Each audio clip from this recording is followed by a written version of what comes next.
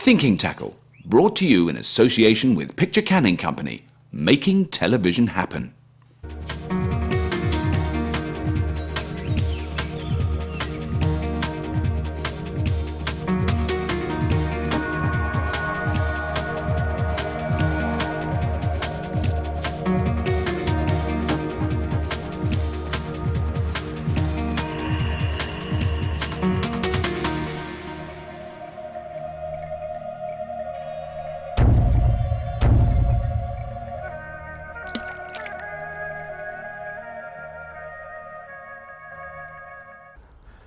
Welcome to Show 4 Thinking Tackle.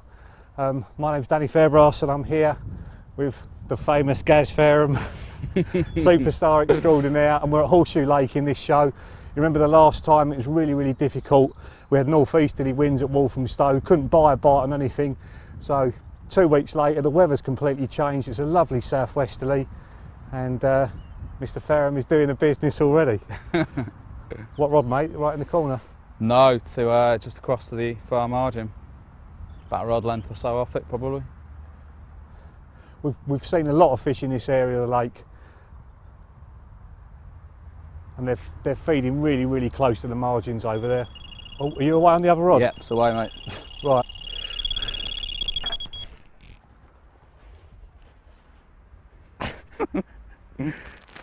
Obviously what Mr Fareham does works, so when we get these in, we're going to have a look at what he does. We were planning on fishing spodding style, putting loads of bait in, but the fish are here right in the edge and Gareth's just fishing bags. Right, I'm underneath you there, mate. Yeah. Oh, are you? Yeah. Oh, it's kited out, isn't it? Yeah. Oh no. Right, let me come under there. Go on. It's gone right down. Whoever gets it in first is the winner, apparently. Can't say fairer than that, can we? Oh, it's right under. Mine's gone straight through. It's down there. There's my one. Oh.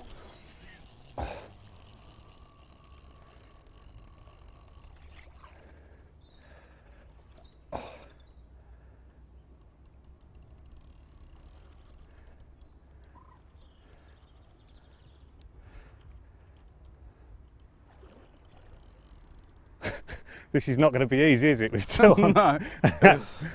We don't want them to get tangled up. Oh. Well, I've never had this before. No, me neither. Playing one round another one. Just drop that in position,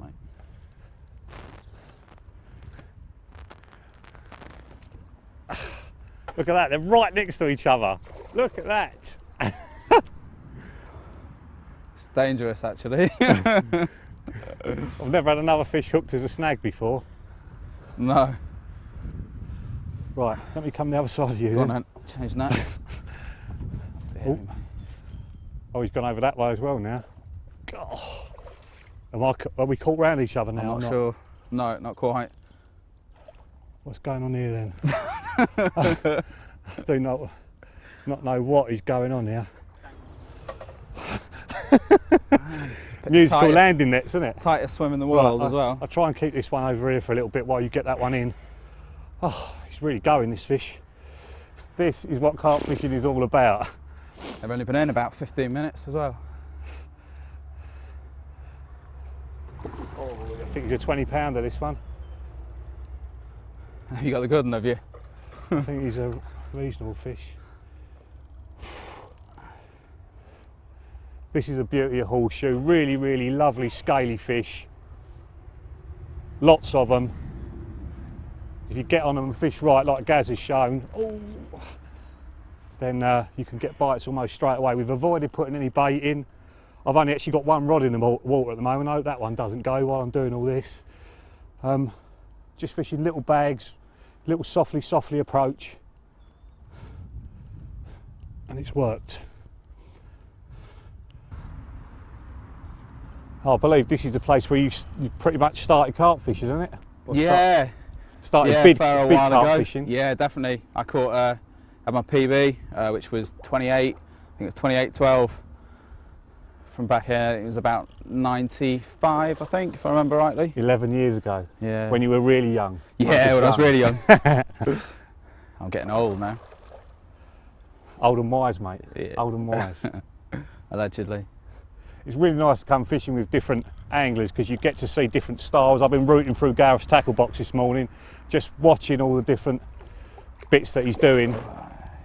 And that's what we're going to aim to do in the show, is show you all the little tricks that Gareth uses and the little tricks that I use for this sort of fishing, so you can apply it to your own fishing and hopefully get action like this.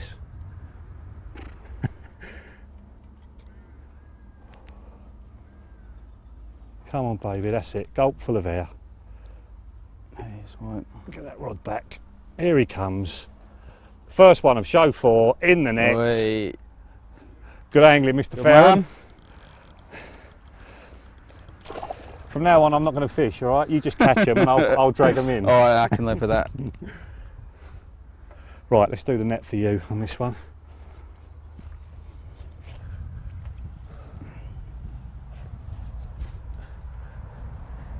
Is it a big one, or are you just making a meal of it? No, I'm just making a meal of it. They just don't give up, Too do late they? now, mate. You're already in the net. Yeah. Yeah, come on. Look at that. Put it there, mate. Good angling. Cheers, Dan. Fantastic. How about that? 2 in the net at the same time. What a way to start. And here they are, 2 stunning, stunning horseshoe carp. Good angling, mate. Fantastic, mate. Now, obviously, Can't believe Gareth's it. got bites really, really quickly. So what we're going to look at now is why we've chosen the area we've chosen and what sort of approach we're using to get a quick bite like this, because we weren't expecting to fish like this. We thought we'd be setting our stall out, didn't we? Doing a bit of spodding and that. I've got a car full of hemp. It's probably going to stay there by the look of it. So we'll get these 2 back and then we'll talk you through why we've chosen where we've chosen. Good start, mate. Well done. Cheers, Dan. Fantastic.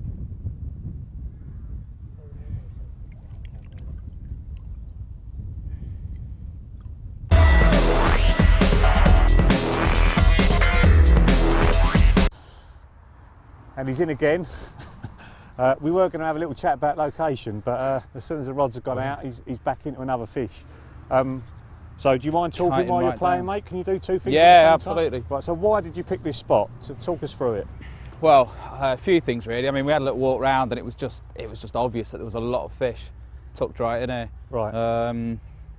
You know, it's got the wind tickling into it now, but it was actually a little bit sheltered when we first got here. Right. And it was just loads warmer. Oh, was that snagged up then? No, it's coming through. This is what it's all about, mate. This is what it's all about. I love it. I love it. Yeah, it was just obviously warmer. Yeah. A lot warmer. And this is a No, just southwesterly, keeping isn't out it? the That's way, the other yeah, thing worth pointing out. southwesterly. Is that you picking the other line I up? expect so, yeah. Yeah, I think it's just So gone. you've just opted, we can fish 3, but you've just opted to fish. You picked that other rod up? Yeah. Do you want to pick that rod up? Must have done, yeah, if you could. Yeah? Oh, he's a fully. He's here now anyway. Is it on it, or on it still? I think it's, I don't know, I think it might have picked it up, but... Right, okay, I'll do it, mate. Anyway, I'll do it. yeah. I'm not used to having a gilly, are you? So the important thing to point out really is that we haven't just plumbed for a couple of swims that are good at this time of year. not We've at had all. a good look round. Yeah, we had a good look round the whole place, and you know, I mean, we did find a few fish elsewhere. Found a few tucked away on the back of the wind, right at the bottom of Winter Bay as well. But it just seems so right down here. Yeah. Especially with it being a little bit shallower, and with it being nice and warm today. Yeah, You know, I mean, they're really different, aren't they? Summer Bay, 3 to 4 foot deep. oh yeah, Winter Bay, it's 10 foot deep. Yeah, you know? it's almost like 2 different lakes. But I think with it being so early in the year, fish are really keen to make the most of, you know, getting a bit of sun Yep. and a bit of warmth. Hence they're up in the shallow water. Me too, mate. I'm off to Vegas next week.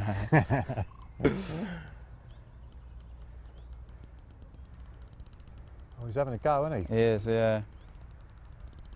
Another pretty looking fish by the look of it.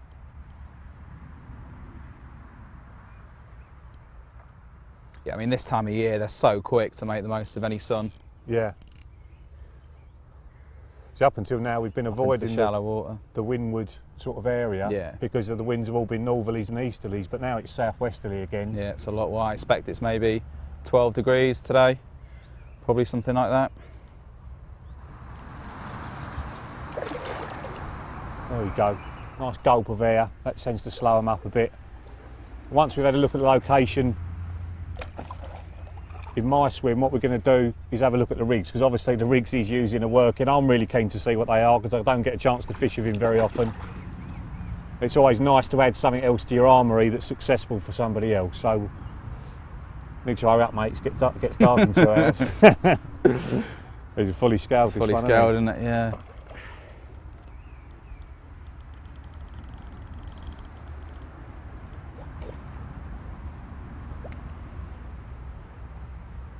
Come on, baby. Yeah! Hey. Excellent. Good man. And this is exactly what Horseshoe's known for. Fully scales. It's a lovely fish, mate, isn't it? Stunner. Yeah, gorgeous colours again. 21-14. Nice one, nice Yeah. one. Well, obviously Gaz has got the location dead right. I'm yet to get off the mark, but we're going to go back to my swim now and have a look at the different spots I've chosen to put my bait. So let's get it back, mate. Cool. Cheers, Sam.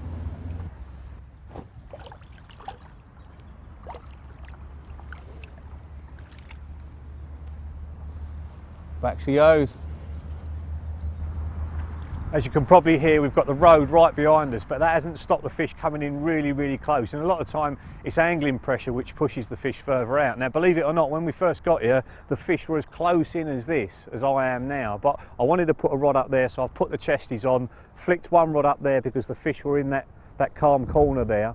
And the other rod, obviously, I've had to put a little bit further out because of the commotion I've caused. And with people walking up and down, it pushes the fish a little bit further out. Now, Gaz has probably got a lot more fish in the corner than I've got out in front of me. We've both stayed mobile. Neither of us have bivvied up. Gaz is contemplating a move at the moment, even though he's had 3 bites. And what I'm going to do for the night is actually fish a little bit further out. So I'm going to use the marker float, cast further out, find a little clear area and put a little bit of bait out and hopefully try and get some bites tonight. If we don't get bites tonight, we know the fish are going to come back tomorrow if the conditions stay the same, and hopefully we'll get some chances then. So join us after the break and we'll see how we got on in the rest of the session.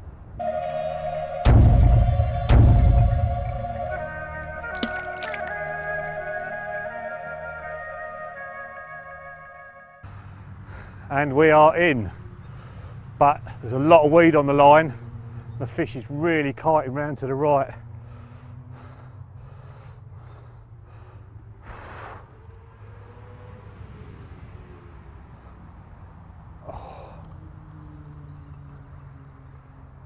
Going. This is horrible with all that weed stuck on the line. A lovely way to start the second part of the show though, with another bite.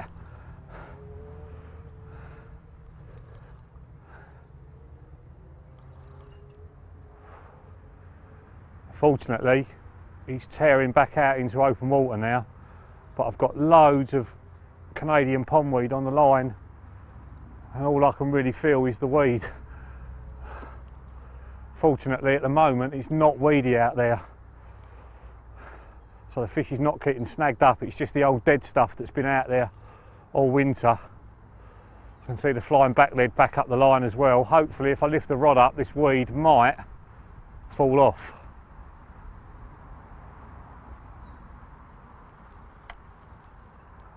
Or just stay on the rod tip like that.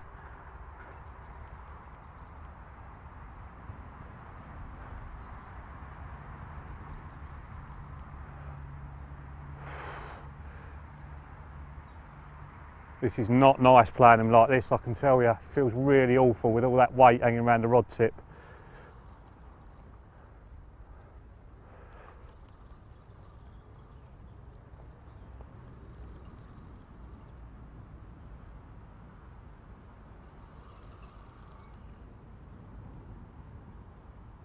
So she's now right under the trees here in front of me.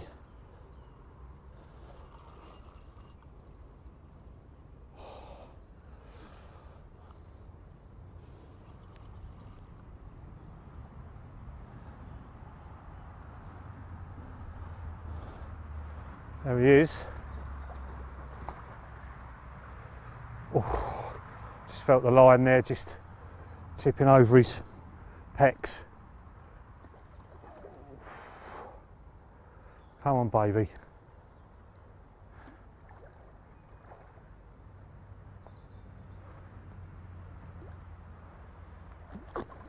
Oh.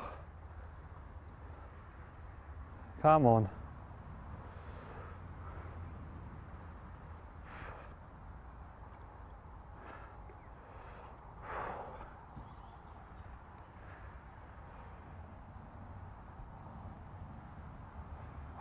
Just felt the line again tipping over his dorsal. It's horrible feeling that. Come on, baby.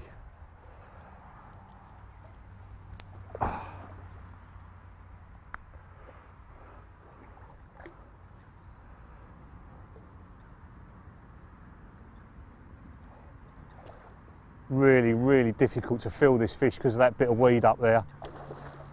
Just noticed it's actually the back lead that I had on has actually got the weed stuck on the back lead.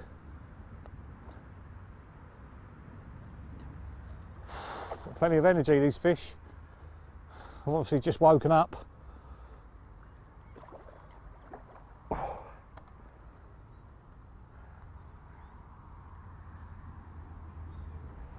Come on, baby.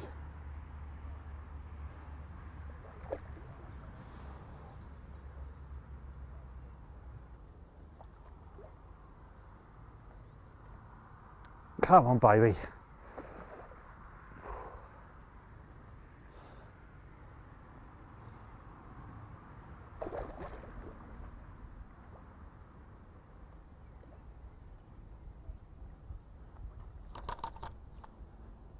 Right.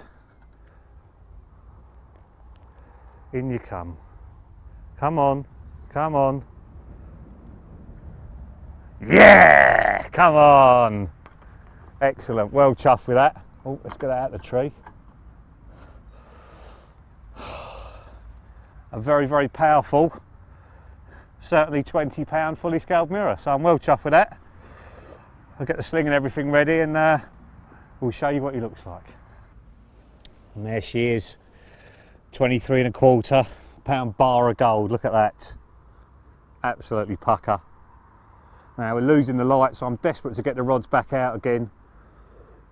And I'm going to use a little bit of bait tonight, hopefully to get a few more of these stunning horseshoe carp. And then we're going to have a look at the bait we're using tomorrow in a little bit more detail. This is my first ever fish on a bit of plastic bait. I had a bit of real bait on as well, but later on in the show we're going to show you the rigs we're using as well. And we'll certainly be going back to Gareth because I'm sure he'll be bagging a few more. He's already moved round for the night time and we might even move back into that corner again later on in the session. So we'll see you in a minute and let's have a look at some bait. Okay, just let her go gently. Back to our watery home, off you go my darling. Beautiful, let's see what the night brings. What way to start day two? I think the move's paid off, mate, didn't you? Oh, fantastic, yeah. How big's this one? This one's £30 an ounce, and I had another one just over 25 as well. Excellent, excellent. So are you staying put here for the day now? Or? No, I'm not actually. I've seen a couple edging back down towards the spots I baited last night, so I think we're going to have another quick move and get back in there. So you've had one like this and you're still going to move? Yeah, I want some more. Mr. Mobile Angler. So I bet you're all dying to know what he's catching them on. So once he's moved, we're going to go into his swim, have a look at his tackle box and see what baits he's using. Proper old horseshoe corker. Get back, have another quick move, see if we can go and get another couple.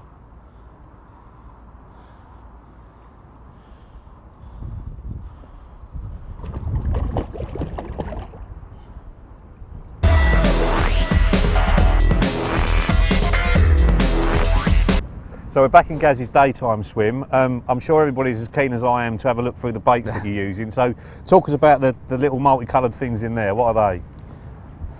Really simply, we just some, well, it's a little variety I suppose, all sorts. There's little bits of cork in there, got sinking corn, and we've got floating corn And as this is well. all plastic, yeah? Yeah, it's all plastic, well apart Right. from the cork. And I can smell there's a flavour coming out of there, so tell us what you're putting on them. Yeah, it's a little combination I've been using for a while, just seems really successful, which Right. is Scopex and peach with a little bit of sweetener as well, just to take the harshness off the flavours. Right, and how, I mean, for a little tub like that, how much are you putting in there? Just sort of literally a few drops, just to get a little coating on them, because Right.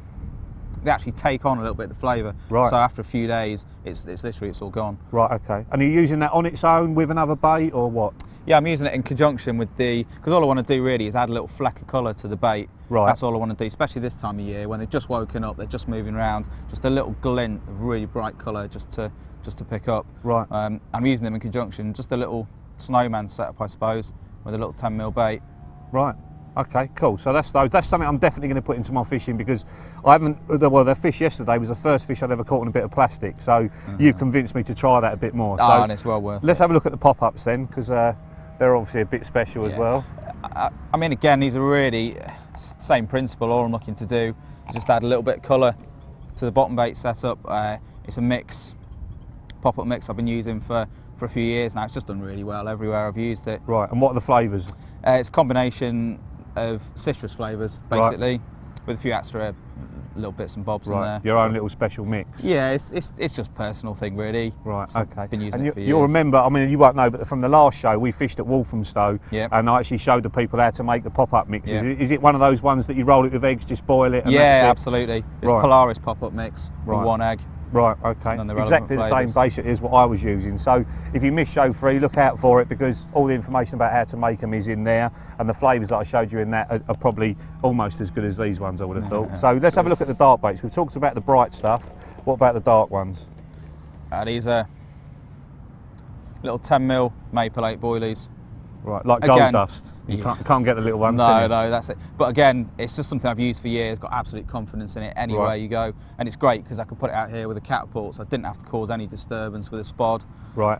Because we got down here, the fish were close in, it was obvious they didn't want a lot of bait. So a little handful here and there was just perfect, really. Right, so it's just like a couple of pouchfuls Yeah, over literally. the top of where you're fishing, and that's Literally, enough. just a couple of pouchfuls. And then I've just been fishing a little bag over the top. Again, I've kept a few of the 12mm whole in there, Right. rather than only using smaller pellets and things, just so I've got a few items at the same size as my hook bait. Right. You're just hooking one of those on, Yep. chucking it out, a few boilies over the Yeah. top, enough to Real get simple. a bite. Yeah, Right, absolutely. so just talk us enough to through the get a bite. pellets as well then. Just quite simply, really, I've got some response pellets, matching maple 8 response, and some halibuts, and some little tiny micro pellets. Right, so why the difference in size? But it's just all about the breakdown times, really. I mean, the really small, the little grubbers, and the little tiny high butane pellets, they're going to break down within minutes almost, really. Right. And they'll be mush, they'll just be gone and smell. Whereas the larger halibut pellets, they're going to stay there for a little while. So you've got a few different breakdowns, so there's always something going on there. Right, so you've got 2 different types of hook baits on Yeah. to form your little snowman or balance setup, Yep. and you've got loads of different pellets in there as well. Yeah. So you're giving yourself as many chances as possible, Yeah, to hopefully. attract a carp, basically. Yeah, that's so it. if you were going to put bait in, what would you put in? Because we've gone softly. We came to put a lot of bait in. You know, we've got a lot of bait with us. If you were going to do that, what would you be putting in there? I'd just be putting in a spod mix, hemp, pellet, but again with a real good quantity of larger baits in, Right. chops, whole baits, that sort of thing. Again, keep some bait in there that's the same size as your hook bait. Right, okay, excellent. Very, very good tips. Definitely stuff I'm going to use in my own fishing. Now, I'm sure you're going to want to see Gareth's rigs. I'm going to show you that after the break. And we're also going to go through all the different baits that I'm using, because they are different from what Gareth's using, and they're also really effective. So join us after the break for a lot more tips and information.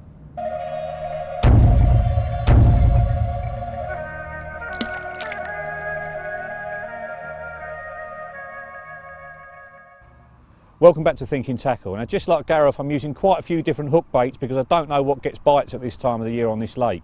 So I'm going to talk you through each of those in turn. The first one is the bloodworm pellet hook baits with extra bloodworm liquid on top of them, just to get a bit more extra attraction. And to add to that further still, I've got a little tiny bit of plastic corn, just to give a bit of visual attraction as well as the smell attraction of the bloodworm. And I'm fishing that with a bloodworm stick mix. And in that stick mix I've got bloodworm pellets, bloodworm ground bait, and then also tuna as well, which is really, really attractive to the fish. I'm using the long chuck funnel web system and making a little tiny stick like that. That's got 2 purposes. One is to stop the hook getting caught up in the weed when I cast it out onto those little weedy spots out there. And the second one is obviously to attract the fish into the hook bait. So that's the first rod. On the middle rod, I'm using something I learnt about this week, and that's Pepper Army. I actually got beaten in a competition by a guy using Pepper Army as a hook bait, so that's why it's on there. And I'm actually fishing it in conjunction with a bit of yellow corn as well, the plastic corn, again for a bit of visual attraction.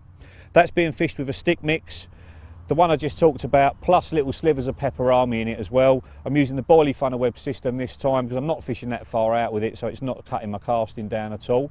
So that's the middle rod. And then finally on the right hand rod, I'm using my old faithful pineapple pop-ups, but I'm not actually using them as a pop-up. I'm fishing them as a critically balanced bottom bait. So to sink them, I'm using a Fusion bottom bait just to weight them down. Fusion straight out of the packet, but I'm actually cutting the hook baits down to make them a lot smaller because we've noticed in here the fish have got very small mouths and small hook baits seem to get you more bites. Now I started off just by putting bags out, and that did produce a bite for me yesterday afternoon, but I knew I had 12 hours of darkness to go, so I thought I'm going to put some spod mix out and try and draw some fish into the area, and that did actually produce a mid-double for me last night. And this is a spod mix. It's sort of gone a bit more sloppy than when I put it in. You can see there the pellets that I'm using have broken down and caused that lovely green colour. There's chopped up Fusion baits in there, loads of hemp, some maize as well. I put about a dozen spodfuls out and got a bite within a couple of hours. So they obviously like the food when they're actually in the area. So that's all the baits I've been using. Let's have a look at some rigs. I know we keep promising you the rigs, but the fish are getting in the way. We've moved swims again for the final day. I've had a really good night's fishing, and we're going to show you some of the fish I've had a bit later on. I've got one on now, as you can see, that's coming nice and close now. He's just putting a bit of pressure on him now. There's a load of weed on the line. As soon as I get him in, we'll show you this one and then get on to those rigs we promised you. Right.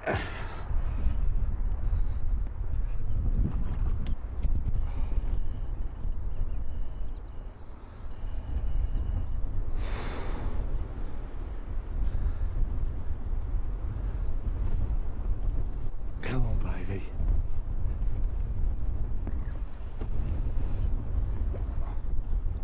Come on. Come on. Gently does it. Oh, it's the weed on the line. It's making it really, really difficult to get this fish in. I've hooked him right on the far margin. Don't think it's a particularly big fish, but it just feels really heavy because of the weed.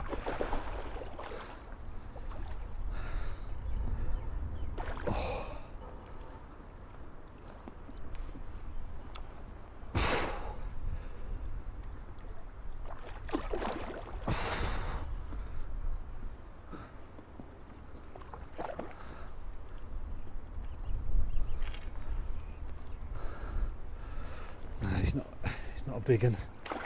Oh, come on.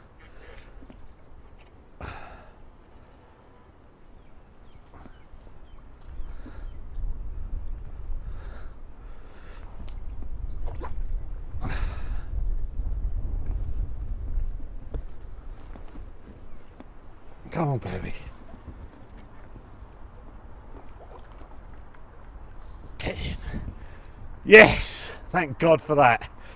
Whew, that was an epic battle. Another very, very pretty horseshoe mirror carp. And there it is, 27.5 pounds of fully scaled mirror carp. Absolutely gorgeous. So without further ado, let's get onto them rigs.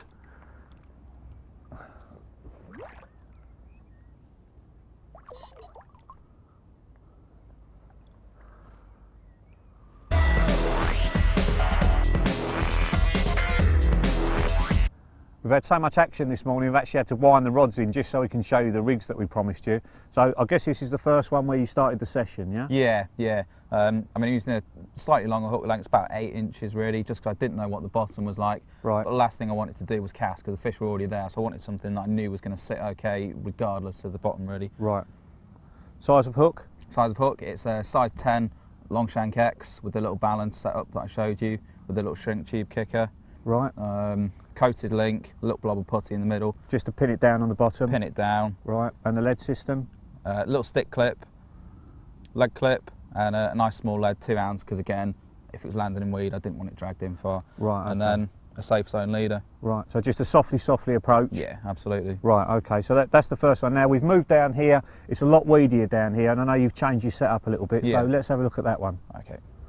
Okay, so what's the difference between the two? Well, as you can see, everything's the same. The hooking setup's identical, lead system's identical. It's got a slightly longer hook link, and instead of actually just nicking the bags on, because of the weed out there, It's a little bit thicker. I've used a bigger bag and I've actually threaded it on like a stick, but I've just used a little bit of ground bait at the bottom just to nick the hook into. Right, okay, so that's going to melt and then the hook's not going to get caught in the weed and you've got a little pile of attraction. Yeah, absolutely. Excellent, okay. Well, people I'm sure can use that in their own fishing. Clear spot, just hook the bag on, in the weed, thread it through. Yeah. Excellent, right, okay, let's have a look at my ones. All right, mate. Right, so this is the first one I've been using. That was the one down the other end. I knew I was casting onto really clean bottom, so I've got a much shorter hook link than you were using. A bit of the Pepper Army, which is a nice little revelation from earlier on in the week, and a bit of fake maize over the top, and that's come from your fishing, you know, so that's definitely something I'm going to do a lot more. Little bit of shrink tube there just to turn the hook over, something we both use all the time, isn't it? And then a quick change hook link system, square pair lead on a lead clip, just the same as you. And then the difference, I've got one of the Safe Zone flying back leads on the other end. Yeah. I'm not using them up here because it's so weedy, but down there where it wasn't so weedy, just helps to pin it all down on the bottom, doesn't definitely. it? So that's the first one. Let's have a look at my weedy one. So the second rig, very similar to the first one. I've got a wide gate B hook, which is a little bit thicker in the wire and obviously barbless because that's the rules over here. A very, very short hair with one of those dumbbells, and again a bit of plastic from watching you beating them up. Little bit of curved shrink tube again, and then the major difference is the length of the hook link. Yeah. You know, just casting onto that silkweed, you never know how far it's going in, do you? No, it just gives you that peace of mind, doesn't Exactly. It's a quick change hook link system, small lead again just for dropping it onto the weed, and a Safe Zone leader. And I'm using sticks on both of them, so whether I'm casting onto a clear spot or into the weed, the stick's doing the same job. Yeah. So that's the two rigs we've been using. Join us after the break because we're itching to get the rods back out again, and you never know, we might even get some more action.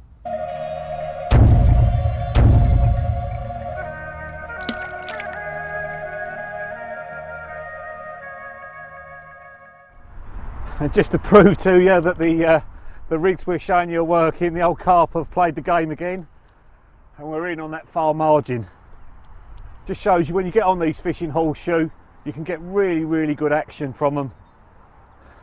First couple of days we were getting patchy bites where we weren't on really a bulk of fish, but now we've got onto and the bites are coming thick and fast.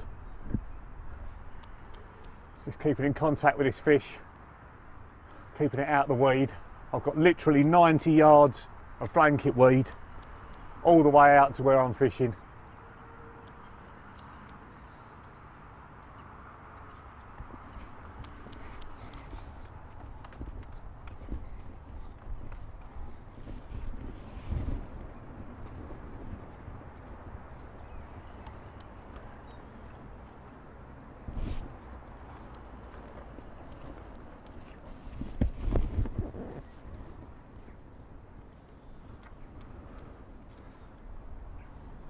Fish is kiting heavily to the left, and the other two lines are off to the left as well.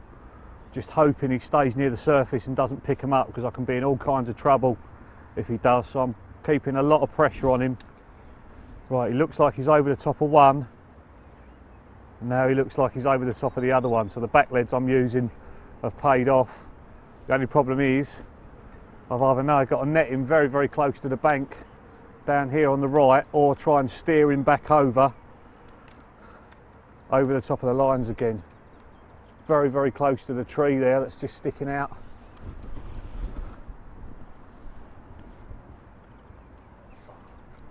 It's well past the tree. I'm going to try and draw him in just along the front of these branches and net him on the left hand side of the rods if I can. Really having a good go, this fish.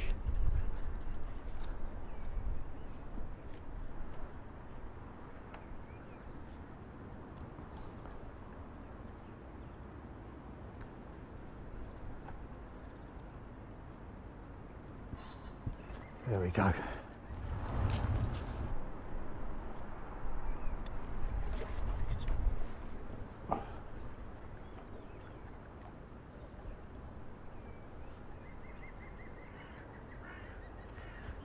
Excellent, right, he's gone over the top of the other two lines again and back over to the right hand side of the swim, so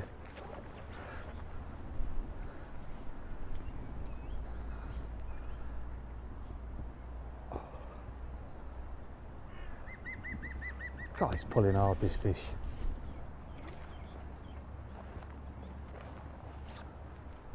He wants to go under that tree now.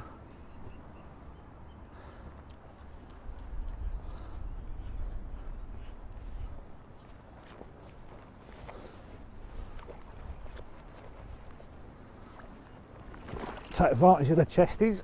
Oh. Come on, baby.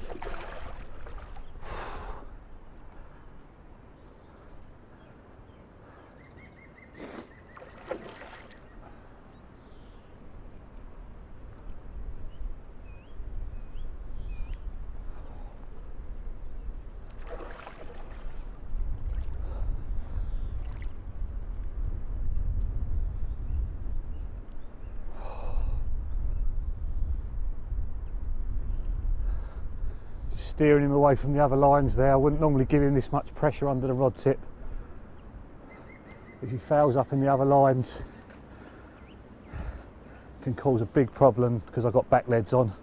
They're great when the lines stay out of the way and the fish doesn't get connected, but if you've got back leads on and you snag up,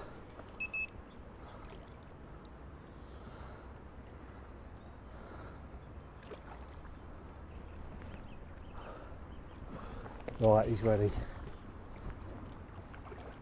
No, he's not.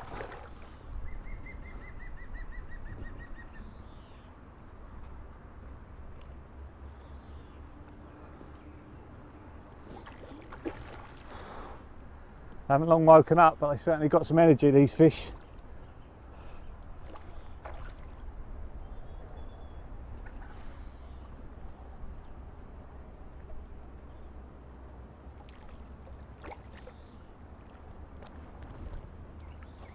Get some air in him.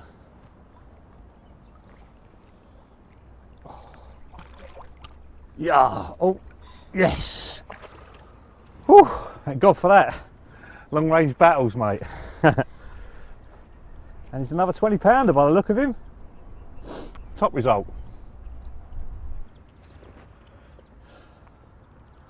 And there we have it. Another beautiful horseshoe mirror. Upper double, this one. These fish just like wood carvings. One of these would be the best looking fish in any other lake, but in Horseshoe it's just one of about 1,000. Now it's not easy to fish in weed. When you're chucking around, you can just chuck the rig straight into a big clump of weed and render it all useless. So what I'm going to show you now is how I cast around without the rig on to find the shallower bits of weed. No need for a marker float, and get some quick bites off stunning fish like these.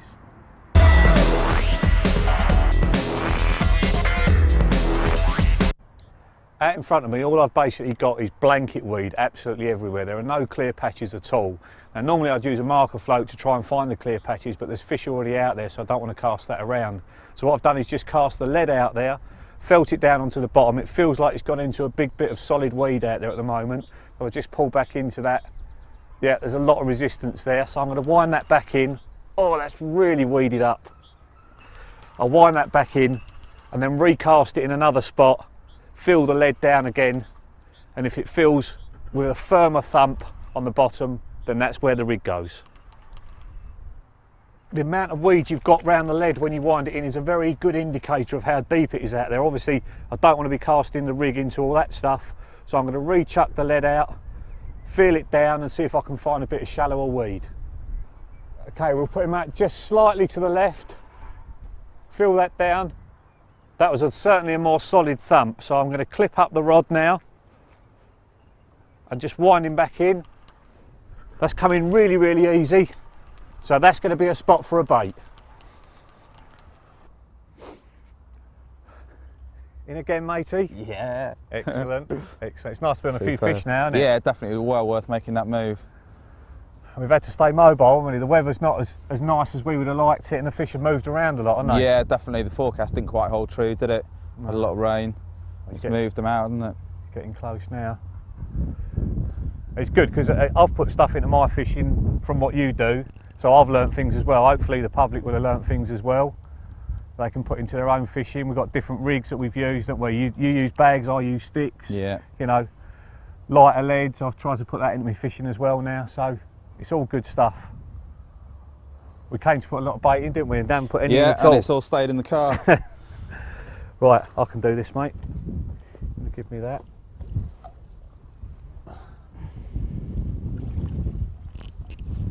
Let's come the other side of that rod. Oh!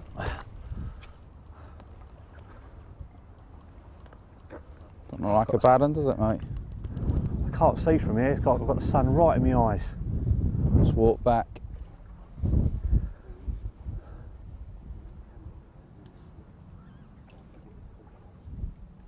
Can't see anything. Is he in? I can't see. He is.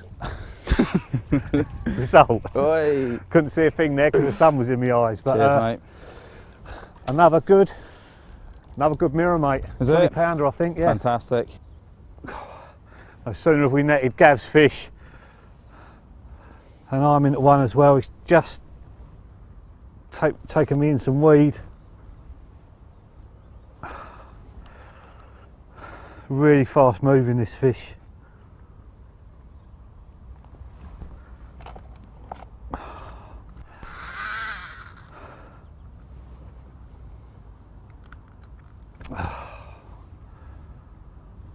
Don't believe it. There he comes. Here he comes. Oh, just getting moving again. It's really important to keep him moving in this heavy blanket weed.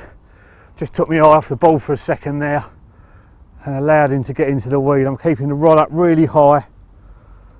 Fish has moved really quickly. I've actually hooked him 30 yards to the left over there, and he's now 20 yards to the right. It just shows you how far he's gone. So he's obviously angry. Just got the back lead sliding down the line now.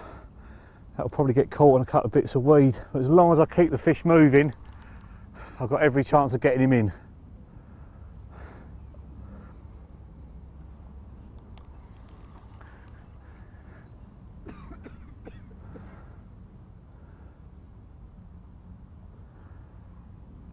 Fish is near the surface now. If I can just keep him up high near the surface. Fish is getting closer in there, but he's kiting underneath this tree. I want to keep him up away from the weed, but at the same time I want to keep the line down away from the branches. So I'm going to need a little bit of luck in this little bit. Right, he's just bow waved on the top, just the other side of the tree there. He's coming right in underneath it. He really knows what he's doing, this fish.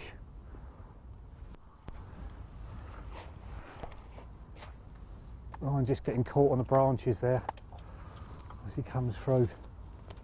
Oh, fish is right underneath the tree.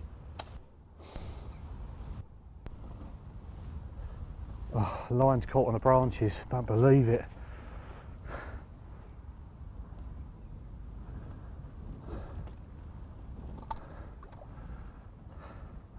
Oh, that's pinged off of that one.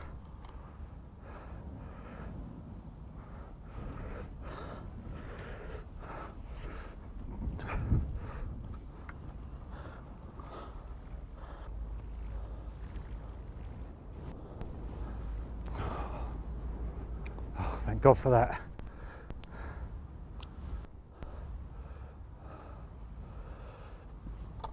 Come on, baby.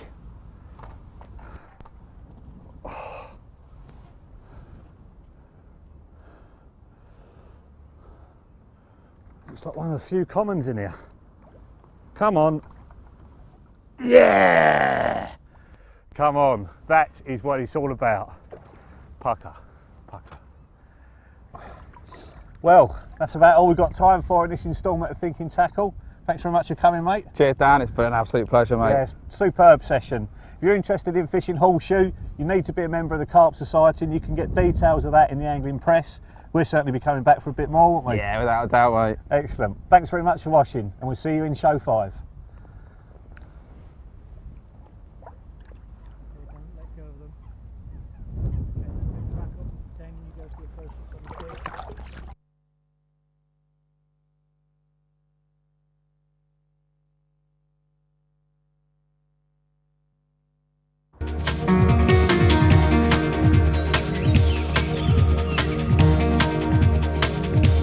For a chance to see more of the underwater footage shown in this series, check out the state-of-the-art underwater carp fishing series, available from all good tackle shops.